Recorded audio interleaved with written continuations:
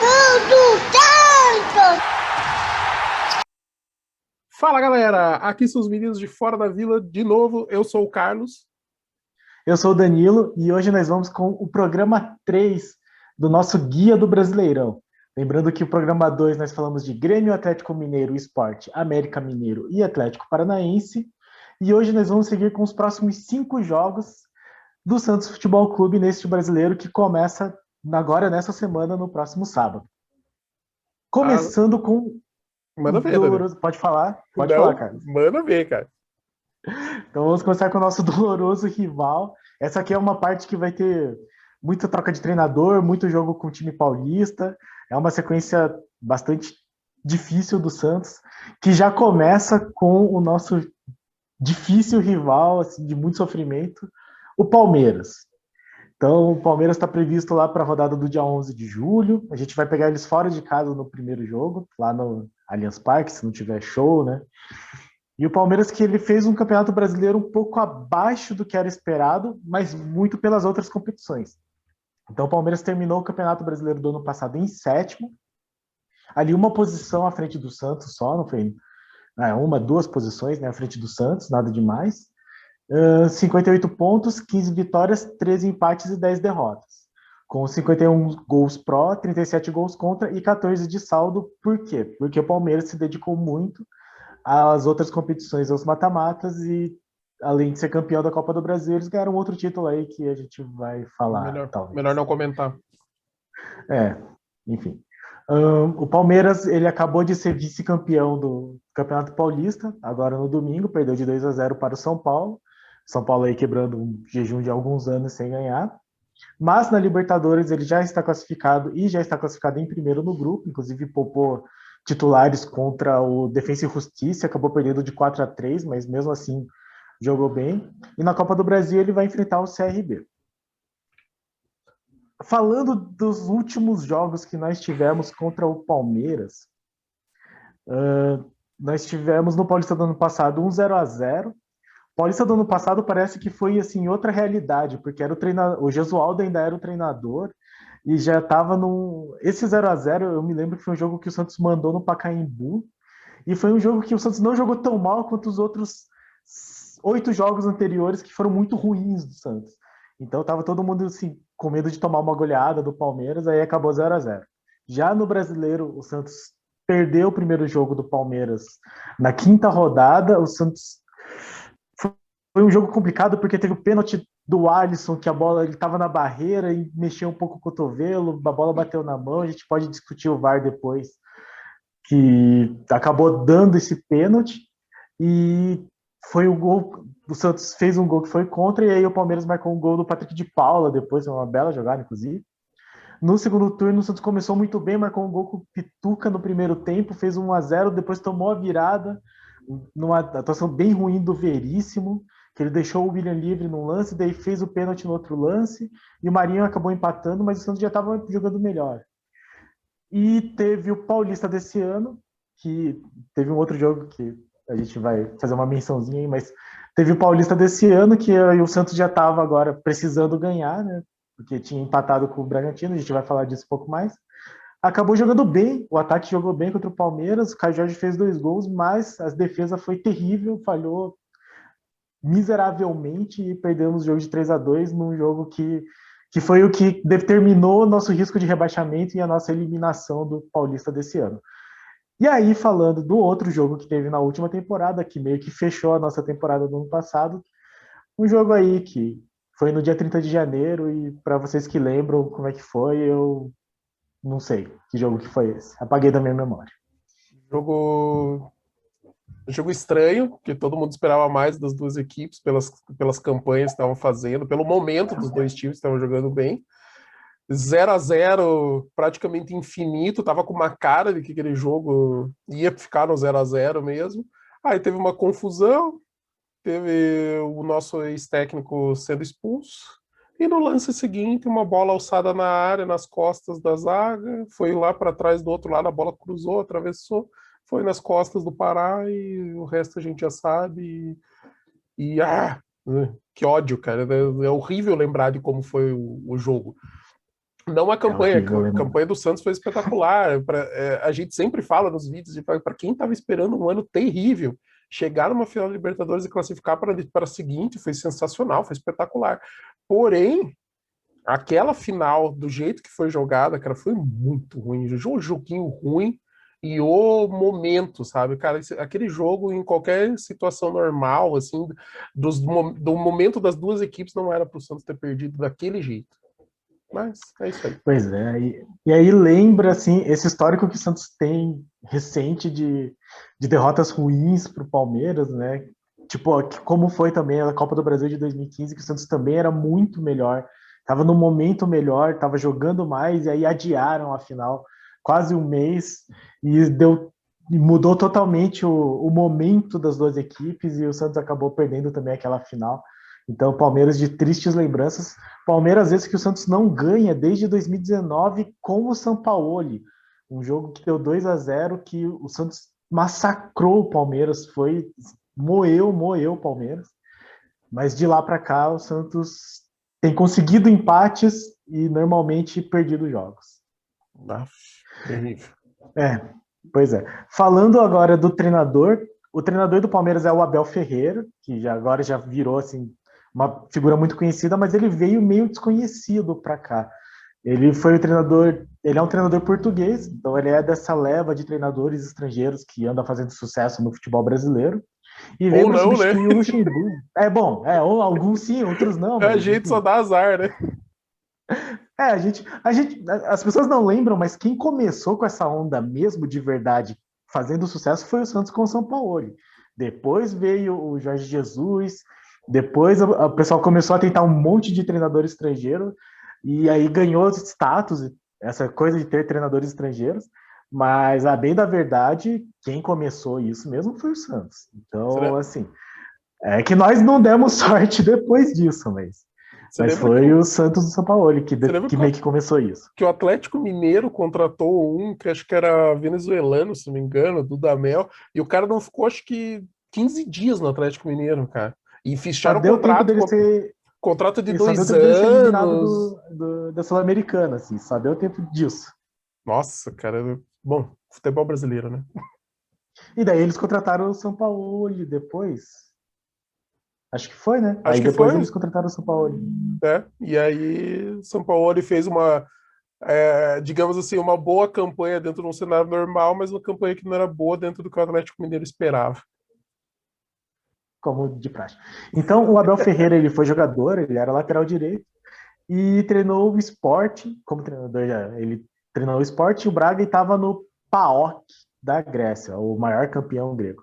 E veio para substituir o Luxemburgo, que tinha sido campeão paulista, né? Quebrou meio que um jejum meio longo do Palmeiras de campeão paulista, mas que apresentava um futebol bastante abaixo. Era um futebol que a galera criticava muito, que estava ganhando de 1-0, vamos segurar o resultado. E considerando o elenco do Palmeiras, né, era um futebol abaixo do esperado, acabou caindo, e aí, infelizmente, entrou o Abel Ferreira, que já é campeão da Copa do Brasil, ganhou a Libertadores, e agora, nesse momento, assim, ele está sob algumas críticas, porque ele acabou perdendo a final do Paulista, a Recopa Sul-Americana e a Supercopa do Brasil, assim, que são jogos meio comemorativos, mas como o torcedor palmeirense está meio mal acostumado, aí eles acharam ruim tomar gozação. Pelo amor, né, cara? Quem que E, vai achar ruim você ter um técnico que ganhou Copa do Brasil e Libertadores recentes, é recentíssimo, sabe? Que tá disputando todo ano título brasileiro. Tipo, e tudo bem que o cara faz pouco tempo que tá, mas o cara disputou título brasileiro até perto do final, ganhou a Copa do Brasil, ganhou a Libertadores, daí agora por não ganhar joguinhos comemorativos, que é campeonato que não vale nada, cara, é só pra você escrever que e você que eles ganhou. E e eles daí só o estão lá porque Paulista. eles foram campeões, né? Sim, Eles só estão lá porque foram campeões. e o Ah, que ele Paulista. perdeu o Mundial também, né? O Mundial Sim, sim, foi um certo teve a rolê derrota no também. Mundial que tem peso, até porque o É, Palmeiras continua sem, né? Então, e tem outra coisa também, né, cara? O time a final do Campeonato Paulista. O Palmeiras ter chegado na final do Campeonato Paulista, sendo que passou a maior parte da campanha jogando com time reserva, além de dizer muito sobre a qualidade do elenco dos caras, também diz muito sobre a prioridade do time no ano. Então, basicamente, um time que jogou praticamente a campanha inteira com reservas e começou a jogar com jogadores titulares mais perto do final, tanto faz ganhar campeonato ou não, porque se nem classificasse, a torcida ia cobrar porque a torcida sempre cobra, mas assim, provavelmente tá dentro dos planos da diretoria. Paciência, cara. Exatamente. Mas tudo E bem. é o que você falou. O problema deles Isso eles que mesmo. lutam. Queria eu ter esses problemas aí de muito elenco. E ganhar muito título. E chegar muito na final. Enfim. E é como você disse, né? Eles conseguiram se classificar e chegar na final do Paulista jogando o Paulista com o time B/C deles. Só que o elenco dos caras tem tanto dinheiro por essa questão de investimentos, de uma investidora que acaba tendo muita influência política no Palmeiras, provavelmente vai ser a próxima presidente aí, e injetou muito dinheiro e eles têm um elenco assim muito, muito, muito forte. Eles acabam trazendo jogadores da maneira como eles quiserem e até lembrando que o Santos, por exemplo, jogou com o time titular contra eles e acabou perdendo contra o time reserva dele. Então, é um elenco realmente muito forte. Dá para destacar aí, então, jogadores como o Everton, campeão olímpico, que veio aqui do Atlético. Gustavo Gomes, zagueiro paraguaio, chegou no ano passado, mas marcou gol na Libertadores já, ele passa uma liderança muito grande. Alguns jogadores que vieram da base agora, porque a base do Palmeiras não estava revelando tantos jogadores, eu acho que até muito por causa dessa coisa da contratação, mas no ano passado eles subiram jogadores como o Gabriel Menino, que já está na seleção, o Patrick de Paula, que é o que marcou gol no Santos. Tem os dois Danilos também, que eu acho que são da base, e os torcedores gostam muito deles. Agora ainda trouxeram o Dudu de volta, o Dudu que é meio ídolo deles, assim. Eu acho um bom jogador, não acho assim, um craque espetacular, mas o palmeirense ama o Dudu.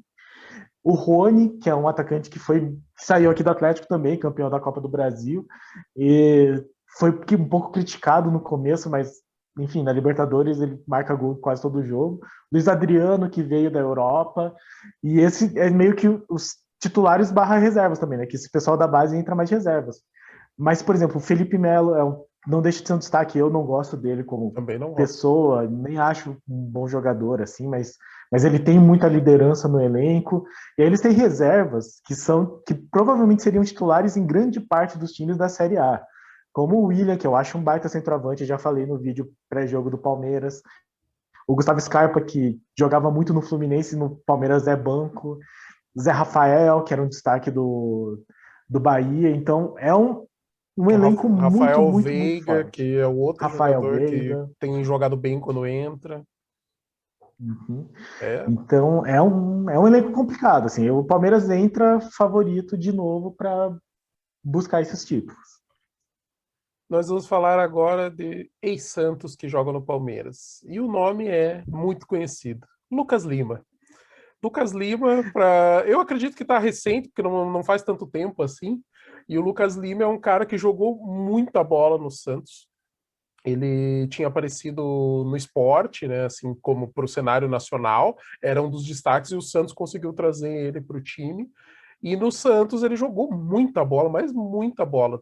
Teve fases assim de todo mundo, o Brasil pedia a convocação do Lucas Lima por conta do futebol que ele estava apresentando no Santos.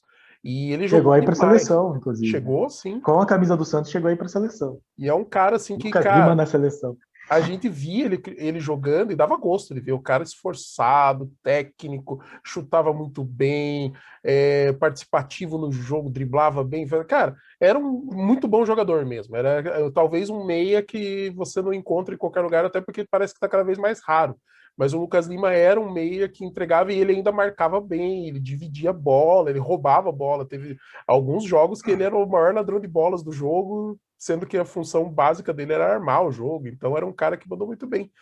Mas aí, de repente, quem era mais Lucas Lima? O futebol foi caindo, A renovação de contrato que era para ter sido mega milionária e assertiva e toda pressão em cima, porque o Santos precisava. O cara já não estava mais afim, porque a gente depois ficou sabendo que ele já tinha proposta do Palmeiras há mais tempo.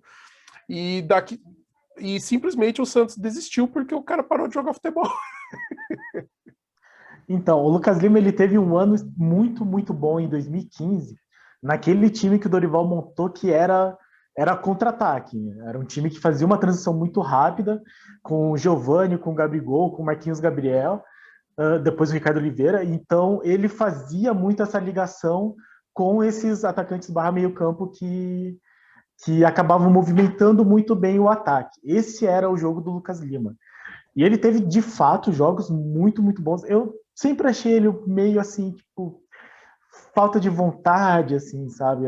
Tinha um ar, Mas, né? eu não sei, ele parecia um pouco desligado, mas ele de fato teve uma fase muito boa. A minha teoria é que quando ele recebeu a 10, que foi depois que o Gabriel saiu, acabou o futebol dele. Acabou. Quando ele jogava com a 20, ele era excelente. Quando mudou para 10, acabou. Eu não sei se é o peso da camisa, que é a camisa mais pesada do futebol do Mundial. Diminuiu pela metade o futebol. Só pode ser, assim, mas ele teve todo um processo, e agora ele é persona não grata na Vila, assim, é como se fosse o Gansos com menos conquistas, assim. Então, enfim, agora esquenta o banco do Palmeiras e entra de vez em quando, mas ficou não sei quanto tempo sem marcar gol, mas se entrar em campo, deve acabar marcando um gol do Santos, então, não, vai fazer olho gol de nele. falta ainda, sabe? Tipo, aqueles gols que ninguém mais faz, ele vai acabar fazendo um gol de falta, assim, só pra ferrar com a gente. É típico. É isso aí, Bem a galera. Do nossa cara. Palmeiras tem muita coisa para falar, tanto por ser rival quanto pela qualidade do elenco, né? Tem muito nome, muita coisa, e a gente tem muita história, né? Tipo, os nossos rivais regionais, a gente tem história pra caramba para falar. E no momento do Palmeiras, a gente tem uma final de Libertadores entalada e mais os resultados recentes, igual o Danilo falou, cara, a gente não ganha desde 2019, cara, vai fazer 2 anos já que a gente não consegue ganhar nada. Não, e é aquela coisa que a gente sempre lembra, né? Tudo começou quando o Santos salvou os caras do rebaixamento no ano do centenário. E aí meio que virou a chave e o Palmeiras virou essa sombra aí da vida do Santos. Se tivesse Mas, caído, talvez enfim, tivesse demorado um pouco mais para reter essa recuperação e crescimento, né? Bom, não tem como saber. nunca saberemos. A gente pode escrever uma fanfic um dia do cenário em si. Então vamos lá, vamos passar a lista aí.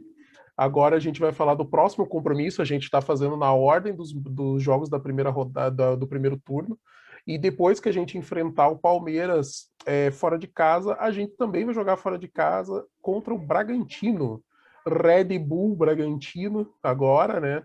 A imprensa, alguns canais aí, mídias não usam o nome da marca para não promover de graça, mas é o time da Red Bull. É esse que interessa. É o Bragantino com asas agora, massa bruta com asas. O Bragantino que. Linguiça voadora. Boa. O Bragantino que terminou ano passado em 10º, depois de uma recuperação. Começou muito mal o ano, ficou na zona de rebaixamento por um bom tempo. Aí teve a queda do técnico e a partir do momento que o técnico caiu, o time começou a jogar bola. E muita coisa que foi dita é que o técnico não tinha trato com os jogadores, ele não sabia lidar com os jogadores, ele exigia coisas absurdas, ele era grosso com os caras. Era tipo como se fosse um xerifão, só que sendo técnico, né? Não sendo um cara dentro do campo que pode cobrar dos companheiros. E aí, depois que ele saiu, o time encontrou o futebol, começou a jogar bola e fez uma recuperação muito boa. Talvez não no nível que a gente esperasse com o investimento que o Bragantino fez. Porque o Bragantino gastou bastante dinheiro em jogadores assim com potencial de crescimento, além dos destaques que já tinha. Mas conseguiu recuperar, terminou em 10º o campeonato. Ele fez uma campanha de 53 pontos com 13 vitórias, 14 empates e 11 derrotas, 50 gols pró e 40 sofridos, que dá um saldo de 10. É um time que depois dessa mudança com a aquisição da Red Bull, mudou o escudo, meio que mudou o time, assim. E aí veio uma subida da Série B, foi campeão assim, com muita vantagem na Série B e chegou assim, com muita expectativa, tanto no Paulista quanto no Brasileiro. Aí acabou fazendo uma campanha mediana muito por isso mesmo, teve a troca de treinador, assim. Então não foi uma campanha à altura do que a Red Bull como instituição planeja para os seus times. Até se a gente pegar os times da Red Bull dos outros países, assim, o planejamento deles é esse, é ir subindo, subindo sempre. Mas, de qualquer forma, é um time que conseguiu a Sul-Americana com essa campanha do ano passado, e nesse momento está em segundo, está um ponto atrás do Emelec, então ele pode ainda conseguir a classificação, não está tão complicado. E ele se classificou de novo no Paulista para o mata-mata, perdeu para o Palmeiras nas quartas de final, e aí foi para o torneio do interior, né? Porque os eliminados nessa primeira fase ainda conseguem o torneio do interior do Campeonato Paulista. Aí perdeu nos pênaltis para a Ponte Preta. E na Copa do Brasil ele não foi para essa outra fase, porque da outra vez ele inclusive tinha ido, porque tinha sido campeão da Série B, mas dessa vez não. Então ele jogou as duas fases, eliminou o Mirassol, eliminou o Luverdense, e aí no sorteio, como nós já dissemos, vai pegar o Fluminense. E tem aí o dado interessante que desde que o Red Bull virou, que o Bragantino virou Red Bull, os 4 jogos que eles fizeram com o Santos deram empate. São jogos de poucos gols e sempre jogos difíceis para o Santos. Eu até acho que para o Red Bull mais ou menos, assim, mas para o Santos são jogos complicados. O primeiro foi o primeiro jogo, inclusive o Santos costuma começar contra o Red Bull. O primeiro jogo do Paulista de 2020 foi um 0-0 em que o Red Bull jogou melhor, teve uma bola na trave do Everson, ainda era o Everson, inclusive, foi bem arriscado. E todo mundo já falando que o Red Bull era a quarta força, o Santos já era a quinta força, enfim, pelo menos não perdemos esse jogo. E depois fomos para o Libertadores. Então, para frente. E aí, a primeira rodada do Campeonato Brasileiro de 2020, os 2 jogos do Campeonato Brasileiro do ano passado com o Red Bull foram parecidos. Então, no primeiro jogo, que foi o primeiro jogo do Campeonato Brasileiro do ano passado, o Santos empatou com o Red Bull. O Santos marcou um gol, foi um gol do Marinho, um chute de longe, que eu não lembro se a bola desviou, mas o goleiro aceitou, a bola não era difícil. O Santos perdeu um pênalti, o Sanches perdeu um pênalti, foi bem triste. E no último lance, um gol de escanteio do Red Bull, empataram o jogo. Na 20ª rodada, o primeiro jogo do segundo turno, o Santos começou ganhando, mas esse jogo o Santos jogou muito, muito, muito mal. Foi horrível o jogo. Tanto que conseguiu marcar um gol contra, mas não deu nenhum chute-gol. Se vocês lembrarem desse lance, era um lance que o lateral ia cruzar a bola, cruzou, bateu no zagueiro do Red Bull e entrou e desviou do goleiro. Mas foi um gol bizarro. E aí, de novo, no último lance, escanteio, gol do Red Bull. Então, foram 2 jogos muito parecidos, 2 jogos em 1-1. E aí, esse ano, o Santos começou perdendo do Bragantino, mas empatou, que foi aquele período que o Santos ficou 5 jogos sem marcar gol, assim, terrível. E aí teve aquele bolão do Marinho para o Lucas Braga, e foi o jogo em que tiraram o gol mais bonito da história do Jean Mota, que inventaram o impedimento do Marinho lá na lordose dele. E o Santos empatou em 1-1 com o Bragantino. Né, o fio de cabelo do Marinho estava impedido, né? Tirou a condição dele, pelo amor, cara. Um dia a gente vai falar sobre tecnologia. A gente já desenhou aqui, daí a gente volta a discutir. Esse lance com certeza a gente vai discutir. Enfim, o técnico agora, o atual do Bragantino, é o Maurício Barbieri, que já foi interino do Flamengo, já foi técnico do Goiás. É um técnico que estava aparecendo, aquele técnico que tem uma ascensão em alguns times, estava começando a mostrar um bom trabalho, o Bragantino trouxe e encaixou muito bem, deu fit.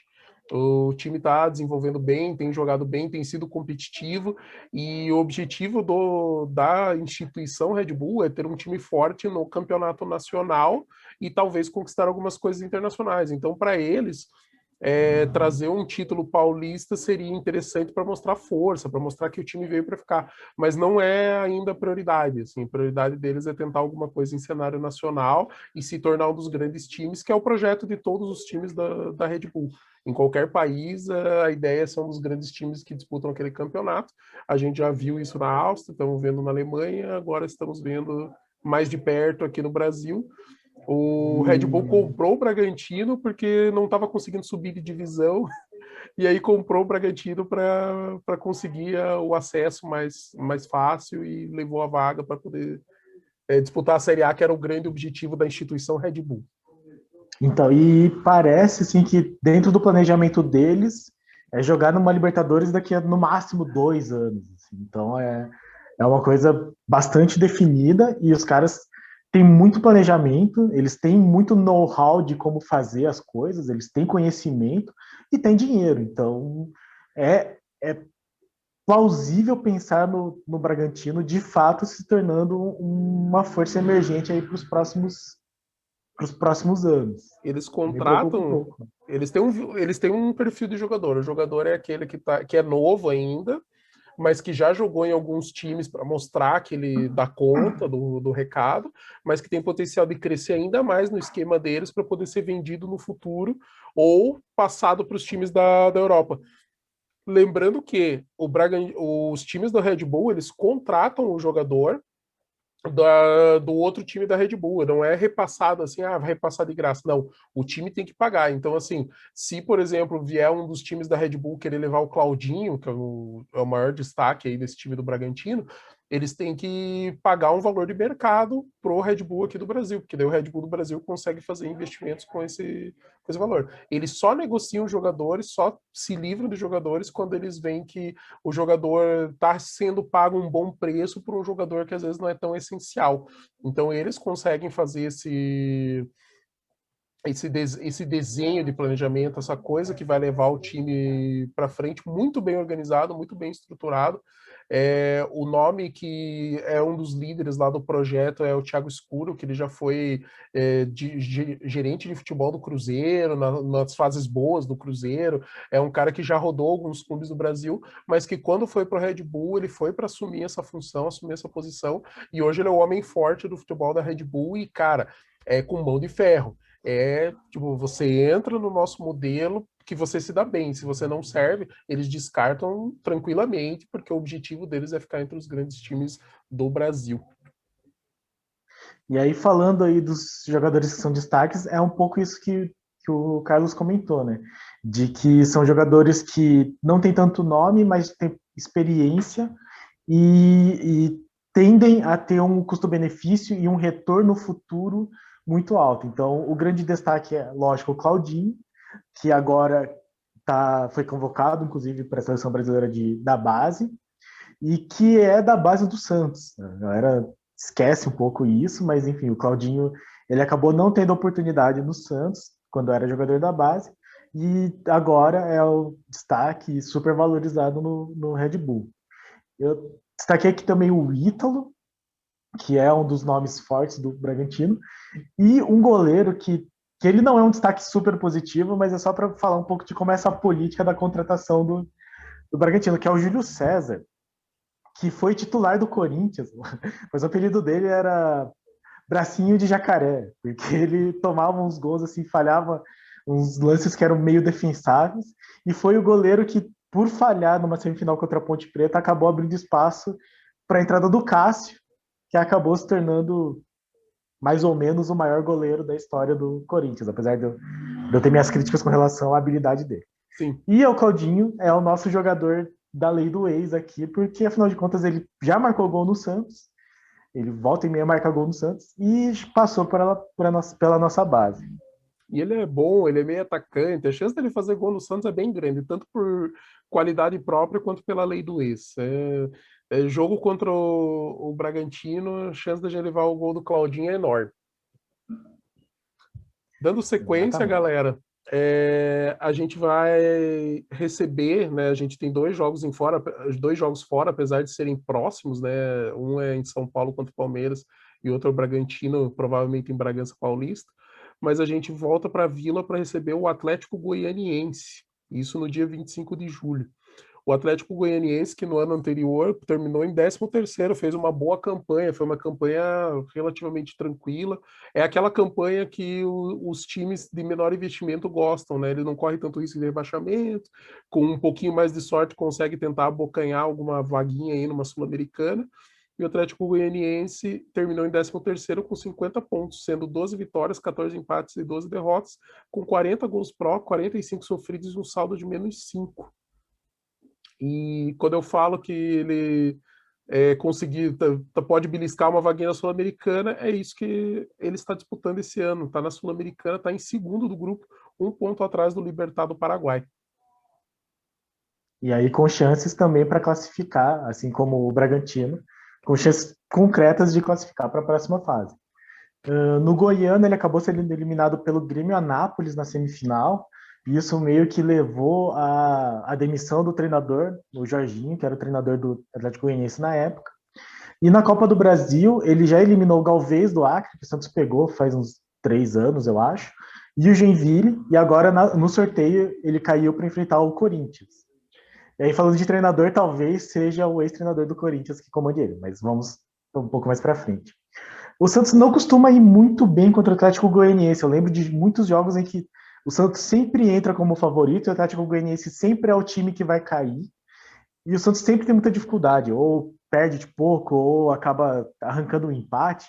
E no ano passado foi um desses jogos em que o típico jogo Cuca, em que o Santos precisava da vitória em casa contra um time que luta contra o rebaixamento, e aí você ganha e vai pro G6, o Santos foi lá e perdeu do Atlético Goianiense em casa, um golaço do Chico, em que o time, o jogador que passou para ele, passou pela defesa inteira desfilando na frente da área do Santos, chegou a acertar um tirambaço no ângulo. E aí, no jogo do segundo turno, o Santos empatou com o Atlético Goianiense, foi um jogo que já era naquele pós-final da Libertadores, em que o Atlético Goianiense começou ganhando e o Santos conseguiu um empate também de pênalti. Foi naquela sequência Grêmio Atlético Goianiense em que o Santos só marcava gol de pênalti, aqueles que o VAR encontrava, com o pênalti do Marcos Leonardo, que bateu no peito, pegou a bola e falou: eu que vou marcar o gol, e marcou o gol. Assim, foi, acho que o primeiro gol dele como profissional, inclusive. Primeiro ou um dos primeiros. Sim. O técnico do Atlético Goianiense no momento é o Eduardo Souza. Ele já foi jogador do Santos. Você lembra dele, Danilo? Não lembro, ele teve uma passagem pelo Santos, pelo que eu vi, em 93, assim, mas foi pouco tempo, eu não lembro dele. Não Também não lembro. lembro, cara. É um pouco 93 além da minha. eu já assistia É. jogos, acho que desde do fim da década de 80, mais ou menos. E eu não consigo lembrar de Eduardo Souza, assim, de destaque, sabe? Talvez se eu ver um jogo, uma foto, talvez eu até pense, ó, lá o cara, mas não, também não. Enfim, ele entrou no lugar do Jorginho. O Jorginho que foi contratado em abril e demitido em maio, depois de 13 jogos. O... E agora está sendo falado do retorno do Wagner Mancini, né? Ele que foi demitido do Corinthians e fez uma boa campanha no Atlético Goianiense. Foi ano passado ou ano retrasado? Acho que foi no ano passado No ano mesmo. Assim. Acho que passado. foi. Acho que era onde ele estava quando o Corinthians contratou. Eu também acho. Se não me engano, foi isso mesmo. Ele fez a boa campanha que levou o Atlético Goianiense para a Sul-Americana. E daí o Corinthians tirou ele de lá para tentar pôr rumos aí, mas a gente sabe que não deu certo. Pena, né? Fica Mancini e não dá mais. É...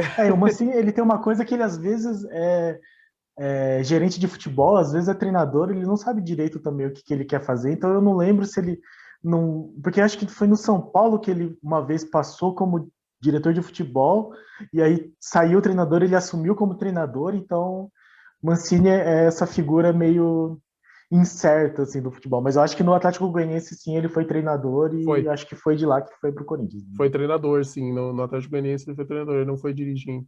Tem uns caras, né, no futebol brasileiro, né? O Paulo Torre é um que de vez em quando é dirigente, de vez em quando é Isso, treinador. Paulo Torre é um excelente exemplo. E quem é Zé Roberto, destaque? Então, o Zé Roberto, ele é o Atlético Goianiense mesmo tem poucos nomes conhecidos. Né?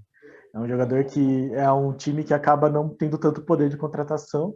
Então, como destaque aqui, eu coloquei o Zé Roberto. Para quem lembra dele, ele jogou no Paulista do ano passado e foi o jogador chave naquela eliminação do São Paulo do Diniz para o Mirassol. Foi um 3-2, se eu não me engano. E ele marcou 2 gols naquele jogo, que foi o jogo que o time tinha sido montado para o WhatsApp uma semana antes, então foi um momento muito conturbado do Diniz no São Paulo. E ele também voltou, ele fica meio que indo e voltando para o Atlético Goianiense, ele sempre emprestado, então talvez não seja um grande destaque mesmo, mas ele marcou o primeiro gol internacional da história do Atlético Goianiense, que foi agora nessa Sul-Americana. Então, é um dado histórico, porque o Atlético Goianiense não tinha disputado competições internacionais até então. Disputou e o Zé Roberto é o cara que marcou o primeiro gol internacional do Dragão.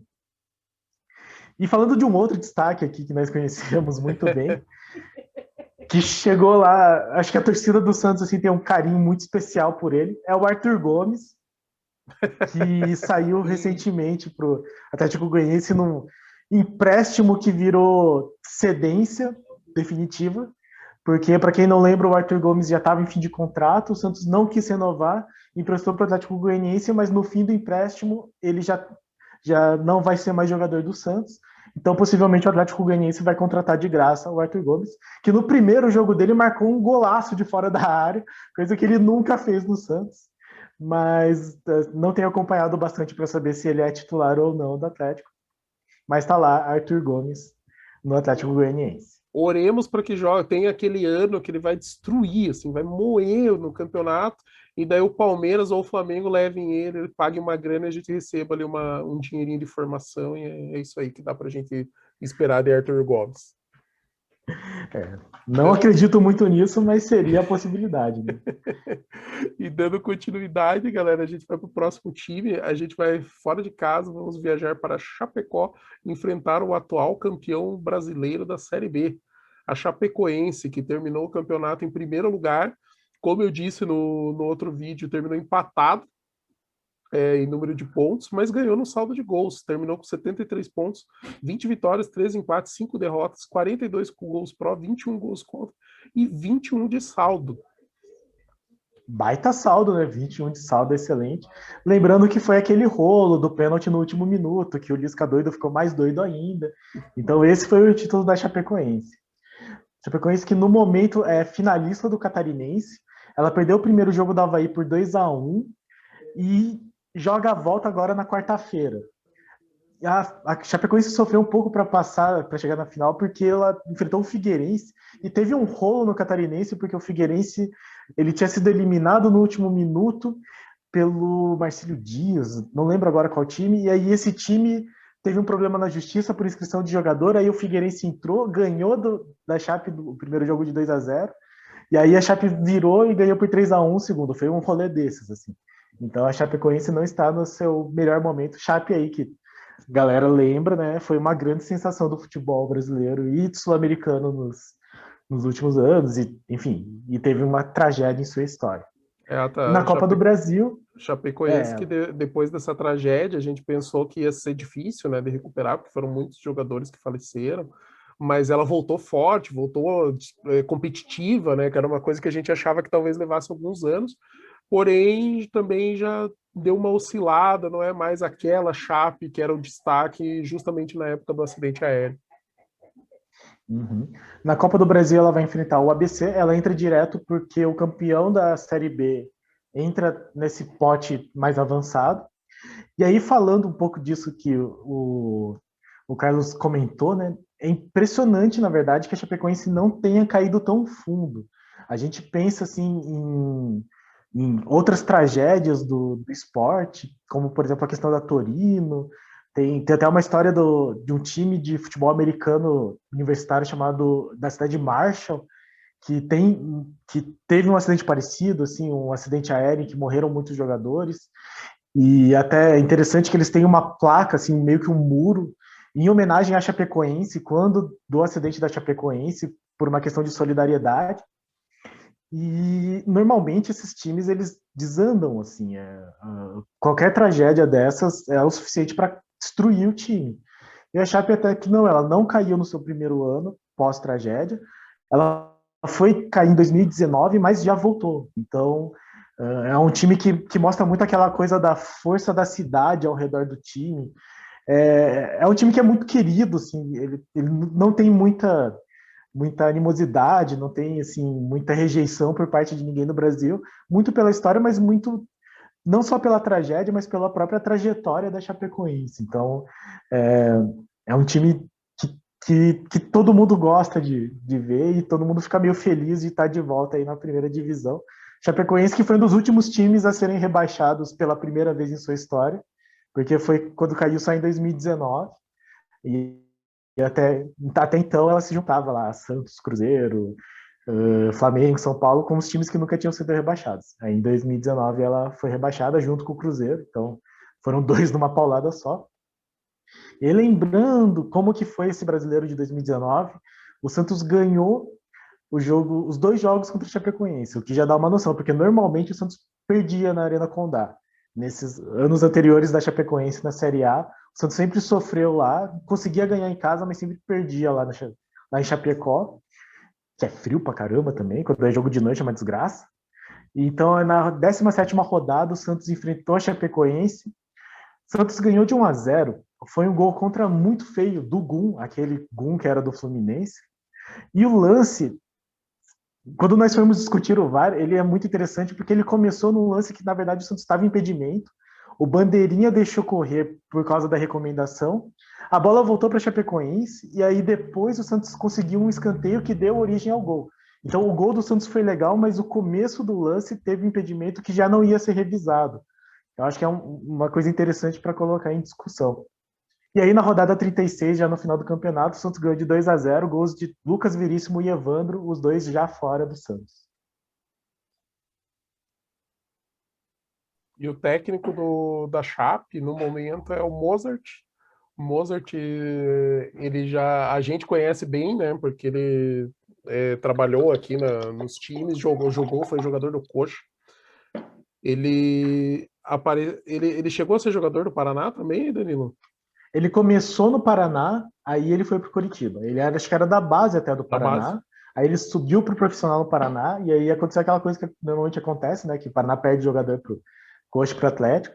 Ele foi para o Coxa, e aí ele meio que ganhou o renome. Não Ganhou. acompanhava tanto, Ele, mas chegou, foi para o Flamengo, foi para o ele, Palmeiras. ele foi um jogador que, quando apareceu no Coxa, ele foi muito bem cotado, tanto que logo na sequência ele foi para o Flamengo, né? O Flamengo levou ele, comprou o jogador do Curitiba, e no Flamengo quando ele chegou, ele começou bem também. Ele teve um começo assim bacana, que você pensa, não, o cara vai se estabelecer, né, como um grande nome do futebol brasileiro.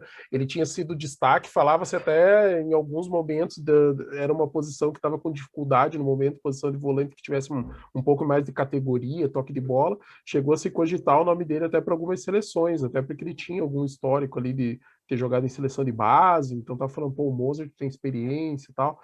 Mas no fim ele acabou virando um jogador mediano, Eterna promessa. eterna promessa.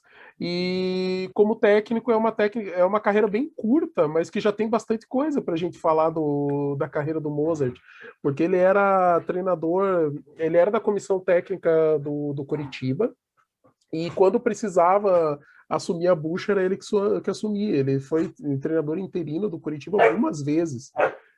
E a última ele fez um trabalho razoável, e nisso acabaram trazendo depois outro, acho que foi o Jorginho que veio contratado, e daí o Mozart não ficou. E nisso o diretor de futebol, que era o Rodrigo Pastana, que já foi diretor do Paraná, já foi diretor do Curitiba, ele tinha ido para o CSA, e ele bancou o nome do Mozart. E o Mozart aceitou a proposta do CSA, foi para lá e começou a desenvolver um trabalho muito bom no CSA. O CSA lutou para subir para a Série A acho que até a última rodada. Foi um time que terminou em quinto ou sexto o campeonato, com o dedo do Mozart.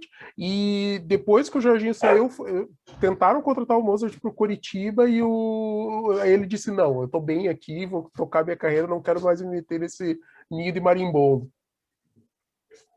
E aí ele acaba vindo para a Chapecoense meio atropelado porque o Loser, que fez a campanha da Chapecoense campeã, acabou aceitando a proposta do Sport em abril. Então, ele acaba vindo meio que a toque de caixa para começar o trabalho na Chapecoense. Então, é um pouco do que a gente tinha falado, que o Loser estava começando o trabalho no Sport, o Mozart está começando o trabalho na Chapecoense também, já começa aí pegando a bucha do brasileiro. É um time. Isso, pode falar. É incrível, né? Porque a rotatividade, né? Sai o treinador, eles vão e trazem o treinador que foi destaque, e o outro time vai lá e traz o outro que foi destaque, e assim vai, né? Até a gente descobrir os nomes que podem ser interessantes. Porque a gente tem uma leva de treinadores que não necessariamente são novos de idade, mas que estão conseguindo algum destaque, né? A gente tem o Mozart, a gente tem o Humberto Loser, a gente tem o o Barbieri do Bragantino, a gente tem o Lisca, que é um nome já bem rodado. O Lisca rodou por muitos times, não é um cara extremamente novo, mas que agora, assim, de uns 3, 4 anos para cá, desenvolvendo bons trabalhos, vão aparecendo. E a gente vê também a decadência de nomes consagrados, né? Pô, a gente, há muito tempo, o Leão já não treina, a gente viu o Filipão indo mal, a gente viu o Luxemburgo também indo razoável. Não dá para dizer que esse último trabalho do Luxemburgo foi totalmente ruim, mas não foi bom o suficiente. Caiu, né? Principalmente porque a gente tem uma referência do Luxemburgo absurda, né? Então, quando ele faz um trabalho mais ou menos, a gente pensa, cara, é pouco porque esse cara já foi, né? Então a gente começa a ver essa troca de gerações aos poucos. E aqui no Brasil elas são relativamente definidas, assim, as gerações. É engraçado, né? O normal é que as gerações se misturam, então aqui no Brasil não. A gente está vendo que os grandes nomes estão caindo agora e os nomes em ascensão estão aparecendo. Então esses nomes aí que a gente está falando de Humberto Louser, Lisca, Mozart, são nomes para a gente ficar de olho. E se por um acaso, no futuro próximo, as coisas não derem muito certo para o Diniz, talvez um deles pinte na Vila. Não é impossível. Então, o Chapecoense, assim como alguns dos times que nós já comentamos, é um time que não tem muitos destaques, não é um time que tem muito dinheiro, que contrata, mas ela normalmente contrata bem. Assim, não dá para. Ela chegou onde chegou, não foi muito por acaso, foi assim, fruto de planejamento. Como destaque mais conhecido nacionalmente, eu trouxe o Anselmo Ramon, que, para quem lembra, ele foi jogador do Cruzeiro durante muito tempo, só que ele era muito emprestado, assim, porque o Cruzeiro sempre teve, foi aqueles períodos em que o Cruzeiro tinha muito elenco, então ele não jogava tanto no Cruzeiro, ele acabava jogando muito por outros times, e agora está lá na Chapecoense. Ele Em jogou muito, compensação, ele jogou muito pelo pode falar. Vitória, acho que ele jogou umas 2 ou 3 temporadas emprestado no Vitória, e é bem isso que você falou, o Cruzeiro emprestava muito jogador, aquele jogador assim, esse aqui é promissor da base, ele não tinha espaço no elenco, normalmente ia para o Vitória. O Vitória tinha, acho que, uma parceria com o Cruzeiro, tinha muito jogador que era promessa do Cruzeiro jogando pelo Vitória. Uhum. Em compensação, se vocês forem lá na página Elenco Chapecoense e abrirem os nomes dos jogadores, vocês vão ver algumas caras conhecidas para a torcida do Santos. Então, se eles não têm muitos destaques técnicos, para a lei do ex, tem um prato cheio. Começando na zaga pelo Laércio, que é o nosso conhecido queridinho do Cuca, que nós já comentamos no jogo, quando falamos do Grêmio, zagueiro que foi do Caxias, que passou pelo Santos, é muito lento, correndo, parece que corre com um jeans molhado, mas marcou um gol contra o Grêmio naquele 4-1, rescindiu o contrato, aceitou a rescisão, amigável, firmeza, gente boa, e a Chapecoense o quis e lá está o Laércio. Tem o Matheus Ribeiro, que é um lateral direito que nunca teve oportunidade no Santos. Ele foi contratado pelo Santos faz bastante tempo e ficou muito nisso de ser emprestado e alguns times terem interesse, mas ele nunca se firmou. Eu acho que ele já estava na Chapecoense fazia um tempo como emprestado e o Santos resolveu que a Chapecoense podia levar e aí teve a rescisão. Foi isso mesmo. E tá lá na Chapecoense. O Alan Santos, que é um volante que é da base do Santos, ele chegou a jogar na base do Santos, mas ele era uma promessa que foi emprestado para o Paulista. Eu lembro vagamente dele, mas ele nunca conseguiu ter muito espaço no Santos. E chegou a jogar aqui no Coritiba, então a torcida do Coxa conhece ele relativamente bem.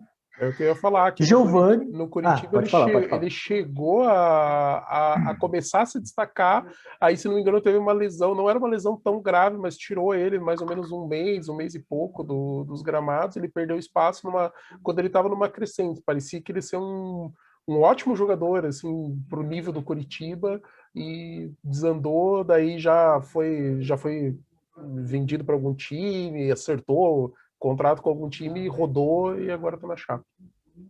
Uhum. E aí tem o Giovani, o Caveirinha, conhecido, que volta e meia a torcida do Santos pede ele de volta, passou aí por Flamengo, por Atlético Mineiro, era daquele time de 2015. E o Thiago Ribeiro, o Ranger Verde, o cara que salvou o Palmeiras do rebaixamento, tá lá na página do elenco da Chapecoense. Thiago Ribeiro que também passou por vários clubes, mas que teve esse momento aí no Santos eu lembro dele marcando gol na goleada contra o Corinthians no 5-1 e salvando o Palmeiras do rebaixamento. Basicamente foram os highlights do Thiago Ribeiro no Santos. Não tem muito mais que isso mesmo, não vai tão além. Mas eu É, gostava dele, eu achava um jogador bom, assim, eu achava que ele funcionava bem tecnicamente. É que ele só tinha uma jogada, né? Cortar para o lado e chutar, só que ele não fazia tão bem quanto o Robin. Mas, mas eu não achava ele ruim, eu achava que ele participava bem, se movimentava bem, mas enfim, limitado, né? limitado. Ele era bom jogador e ele era esforçado, ele era aquele jogador que corria muito, se entregava, que o técnico dava tipo uma função para ele falar assim, ó, acompanha o lateral, o cara ia, voltava e participava, mas ele era bem limitado tecnicamente, sempre foi, né? Desde tempos de São Paulo, que acho que foi onde ele apareceu. Cruzeiro também. Então é um cara assim que ele jogou por grandes times, mas ele não era peça-chave, ele era uma peça complementar ao que tinha dentro do plantel onde ele estava. E na sequência, no dia 8 de agosto, a gente vai ter aquele jogo que a gente espera ganhar todos os anos. Nós vamos jogar, É, talvez, contra o nosso maior rival histórico, que é o Corinthians. não está definida ainda essa data, a CBF ainda não desmembrou essas rodadas, mas vai ser por aí, assim, perto do fim de semana do dia 8, salvo aconteçam alguma coisa no calendário da CBF, que pode acontecer. O Corinthians, que vem aí de uma campanha bastante fraca no brasileiro, inclusive ele não conseguiu a classificação para a Libertadores, foi direto para a Sul-Americana, com o 12º lugar do ano passado, 51 pontos, 13 vitórias, 12 empates, 13 derrotas, 45 gols pró, 45 gols contra, o saldo incrível de 0. Então é um time que já vem assim bastante fraco faz alguns tempos e muito criticado pela torcida. Essa vaga para a Sul-Americana rendeu para ele uma eliminação bastante precoce, então ficou muito marcado as atuações contra o Peñarol, que perdeu 2 jogos, incluindo um de 4-0, que ele foi jogar com o time reserva, poupando para o Paulista, e aí ele foi eliminado pelo Peñarol por tomar de 4-0 e foi eliminado do Paulista pelo Palmeiras, que ele mesmo salvou ao ganhar do Novo Horizontino. Então, assim, uma temporada dos sonhos do corintiano, só que não. E foi eliminado já de um grupo que, enfim, ele empatou com o River Plate do Paraguai, que o Santista lembra que foi eliminado pelo River Plate genérico do Uruguai em 2019 na Sul-Americana. O Corinthians foi eliminado pelo River Plate paraguaio, que é o genérico do Uruguai, que é o lanterna do Campeonato Paraguaio, que, enfim, tem times bastante fracos. Eu que morei perto do Paraguai, assim, são times muito, muito fracos. Deportivo Luquenho, o próprio Guarani, o Libertad, que não são times bons, e o River Plate é o lanterna de lá. O Corinthians conseguiu um 0-0 com eles. Foi eliminado na semi pelo Palmeiras, que eles mesmos tinham salvado, mas na Copa do Brasil eles entraram depois pelo sorteio e vão enfrentar o Atlético Goianiense na terceira fase. O Corinthians está de técnico novo, né? O Wagner Mancini foi demitido depois aí das eliminações e das más escolhas, e principalmente pelo Corinthians não apresentar um futebol razoável nem competitivo. O torcedor do Corinthians está sofrendo bastante já desde o ano passado, e esse ano continua o calvário deles. Desculpa, mas boa sorte para vocês. A gente tem o nosso para carregar.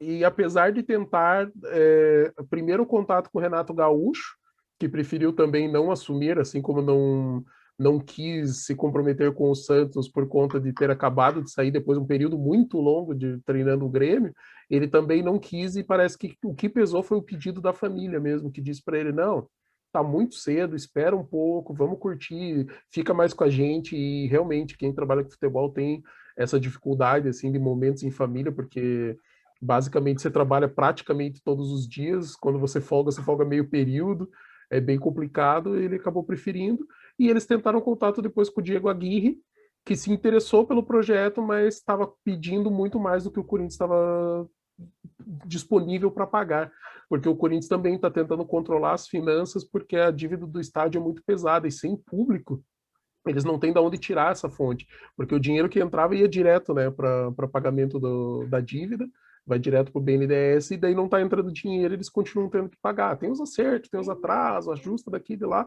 mas é a bronca deles, eles que segurem, e boa sorte para eles.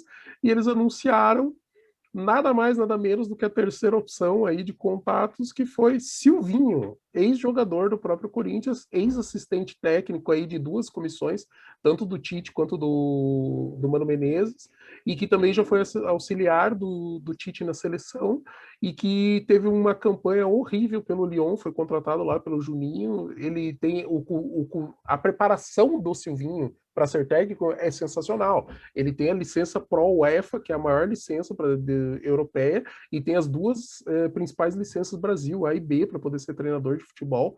Então ele é um cara muito estudioso, dizem que é dedicado, profissional, mas a única experiência como treinador que ele teve, que foi na França, foi terrível. Ele foi, se não me engano, ficou 11 jogos, perdeu 4, empatou 3 e ganhou só 3 e logo foi demitido. Ganhou 3, empatou 4 e perdeu 4. Ó, foi terrível. Ou ganhou 4 e perdeu 3. Foi bem ruim. É uma coisa assim, a campanha foi bem ruim, se esperava muito, porque o Lyon vem de uma sequência de times competitivos, que tem potencial, e ele começou muito mal, então logo ele já foi cortado. O Juninho Pernambucano é dirigente lá, é o homem forte do futebol do Lyon, trouxe o Silvinho com voto de confiança, até porque o Silvinho tem experiência internacional, já participou de comissão técnica estrangeira, jogou em muitos times no exterior, na Inglaterra ele jogou pelo Arsenal. Então ele tem uma bagagem muito grande e dizem que ele é muito esforçado, muito sério.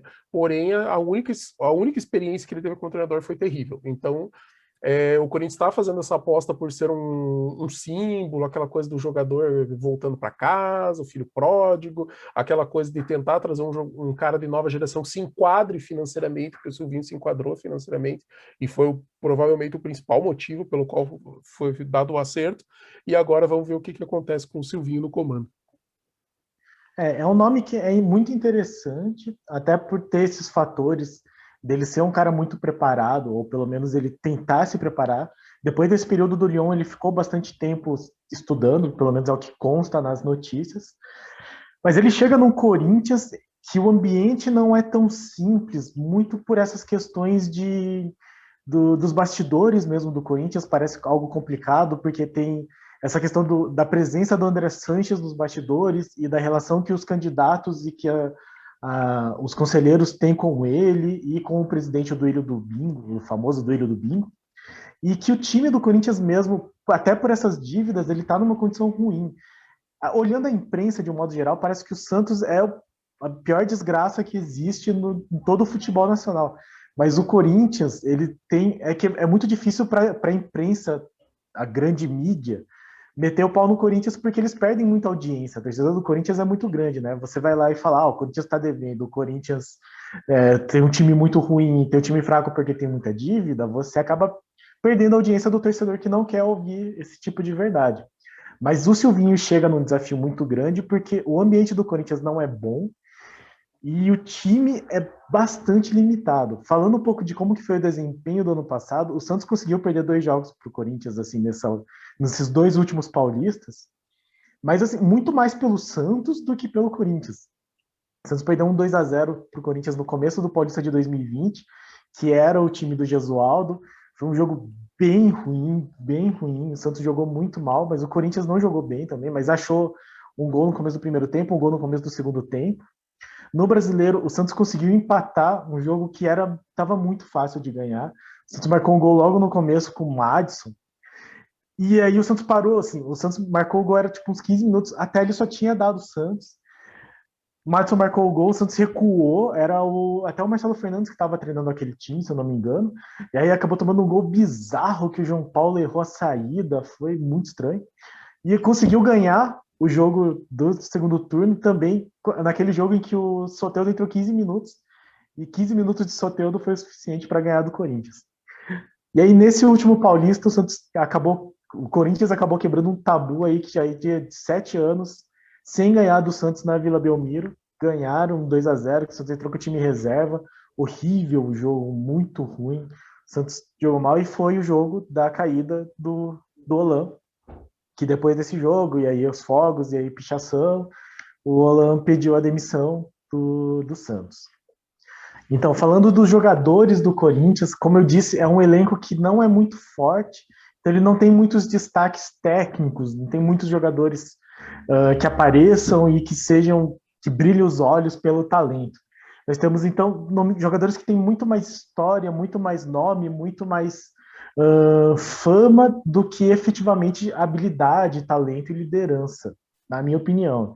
E aí a gente vai falar do Cássio, que é um goleiro que eu acho que é, de fato, o goleiro com maior história do Corinthians, na história do Corinthians, mas que, para mim, está muito longe de ser o melhor goleiro que já vestiu a camisa do Corinthians. Mas ele, enfim, é muito lembrado pelos momentos decisivos dele. É um cara que cresce em decisão, isso é verdade. Naquele Mundial, na Libertadores. Então, o Cássio tem momentos de muita importância na história.